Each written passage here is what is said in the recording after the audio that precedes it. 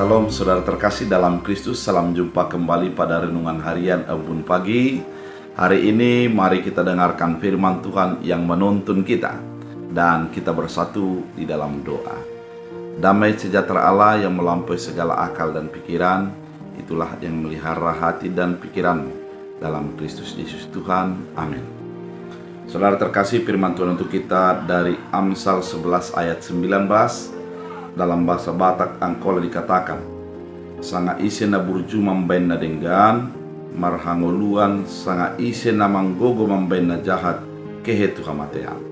Dalam bahasa Indonesia, siapa berpegang pada kebenaran yang sejati menuju hidup, tetapi siapa mengejar kejahatan menuju kematian. Demikian firman Tuhan. Kitab Amsal merupakan kitab hikmat yang menerangkan tentang bagaimana sikap hidup kita dalam menanggapi berbagai hal dalam hidup ini. Ketika kita membaca kitab Amsal, maka kita akan melihat dengan jelas bagaimana kehidupan itu dijalani dan bagaimana seorang percaya bersikap kepada kehidupannya.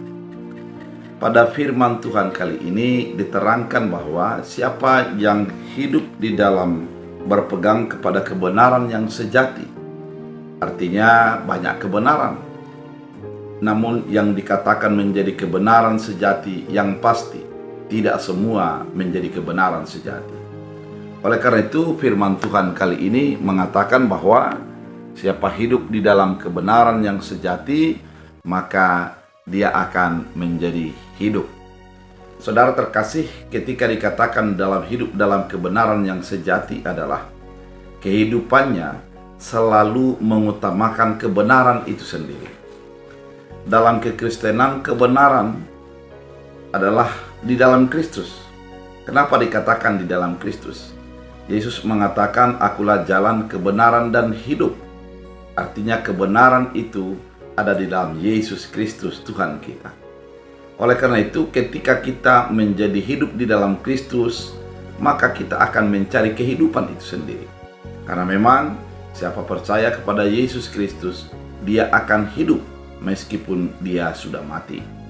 Artinya ada sebuah jaminan bagi kita bahwa kehidupan adalah ketika kita bersama dengan Kristus Yesus. Oleh karena itu, saudara terkasih di dalam Kristus Yesus, mari menghidupi kebenaran itu dan hidup di dalam kebenaran itu. Mari menghidupi kebenaran itu dan hidup di dalam kebenaran itu.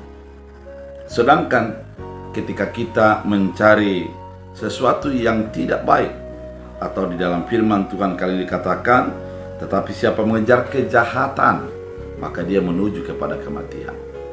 Ternyata kehidupan kita bukan ditentukan oleh orang di luar kita, namun bagaimana kita, apakah menjadi kepada kehidupan atau kematian, ditentukan oleh kita sendiri, di mana kita yang memilihnya dan kita yang menentukannya.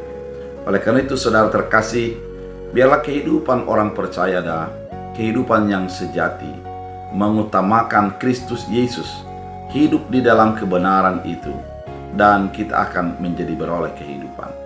Ketika kita hidup di dalam kebenaran, yang pasti apa yang kita lakukan adalah kebenaran, apa yang kita pikirkan adalah kebenaran, dan setiap langkah hidup kita menunjukkan kebenaran itu. Biarlah firman Tuhan menuntun kita untuk tetap di dalam kebenaran. Kita berdoa. Terima kasih Tuhan, jadikan firman-Mu menjadi bahagian hidup kami, dan kami melangkah dalam kebenaran, dan kami akan hidup.